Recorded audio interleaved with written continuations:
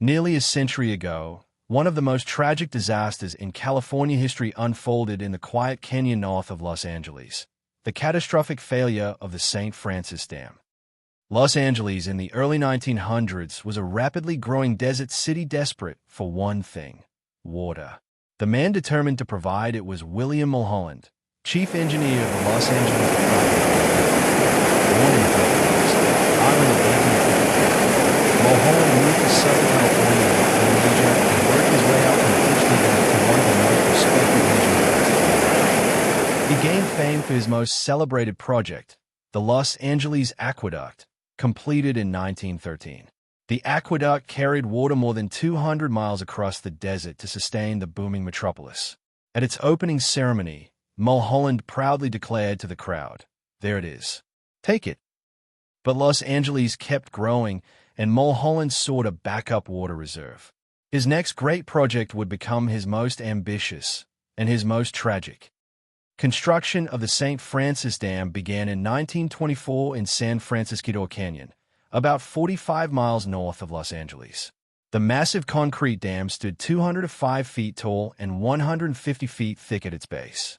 It stretched 2.5 miles long and held back 12.5 billion gallons of water, enough to supply Los Angeles for a year. It was officially completed in May 1926, a triumph of engineering, or so it seemed. By March 1928, just 2 years later, small warning signs began to appear. Tony Harnischweger, the dam's keeper, noticed muddy water seeping through cracks in the structure, a telltale sign that the dam's foundation was being eroded. He urgently reported the problem to Mulholland, but the veteran engineer dismissed it as minor leakage. Then, on the night of March 12, 1928, disaster struck. Just before midnight, a deafening roar echoed through San Francisquito Canyon. The St. Francis Dam had collapsed, unleashing 12 billion gallons of water in a raging torrent 125 feet high. The wall of water tore through the canyon, obliterating farms, homes, bridges, and everything in its path. It continued its deadly journey all the way to the Pacific Ocean near Ventura. Entire families were swept away in the darkness. Farms and ranches were destroyed. More than 7,000 acres of agricultural land vanished under the floodwaters, along with thousands of citrus and walnut trees. Livestock drowned or were swept miles downstream. The devastation was unimaginable. Over 400 lives were lost, making it one of the deadliest engineering disasters in U.S. history. Eyewitness accounts paint a haunting picture of that night. Survivors recalled waking to a thunderous roar and seeing their homes ripped apart by a wall of black water. One survivor, Lillian Curtis, described standing barefoot in the flood, her nightgown soaked, while debris cut her feet.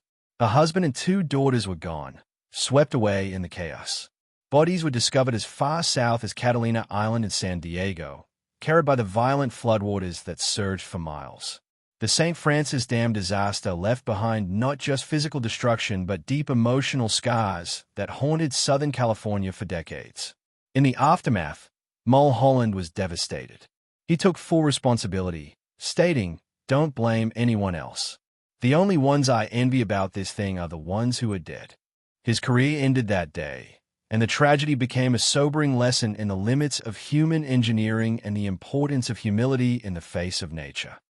Today, the ruins of the St. Francis Dam still stand in San Francisquito Canyon, silent reminders of the day ambition and oversight combined to create one of the greatest disasters in California history.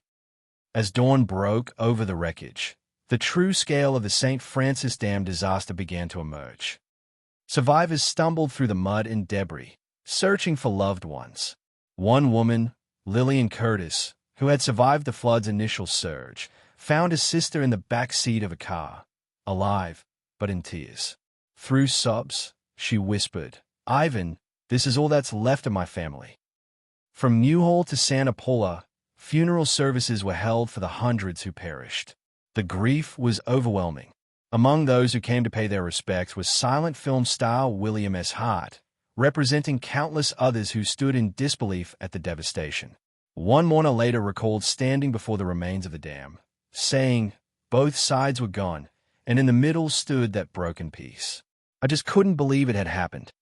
In an effort to erase the painful memory, authorities ordered the dam's ruins to be dynamited. They claimed it was for safety, but it was also an attempt to help Southern California move on. The once mighty central structure was reduced to rubble, and the surrounding terrain was reshaped to blend back into the canyon's natural contours. Experts later determined that the failure of the St. Francis Dam was caused by a combination of poor engineering design and a fatal geological misreading of the rock foundation beneath it. The tragedy exposed the need for stricter oversight and led to sweeping engineering and dam safety laws in California, regulations that still influence infrastructure projects today. The relief efforts that followed were massive. Local communities came together. The Red Cross, Boy Scouts, and high school students volunteered tirelessly. Even President Calvin Coolidge, in the final year of his term, sent Army units to help with recovery operations.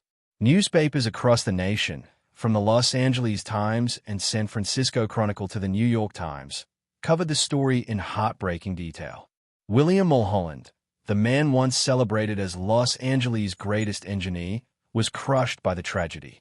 At the inquest, he accepted full responsibility, saying, "Don't blame anyone else. The only ones I envy about this thing are the ones who are dead." He later approved over $5 million in payments to the victims' families and spent the remainder of his life in quiet seclusion, haunted by the disaster that destroyed his legacy. The collapse of the St. Francis Dam remains one of the worst man-made disasters in California history and the deadliest civil engineering failure of the 20th century, claiming the lives of more than 400 people. Today, only fragments of the dam remain, silent, sun-bleached reminders of ambition, tragedy, and the lessons learned at such a terrible cost. If you found this story compelling, make sure to like this video, subscribe to History Love, and turn on notifications for more detailed explorations of the events that shaped our world. Dive deeper into the past, where every story teaches us something about the future.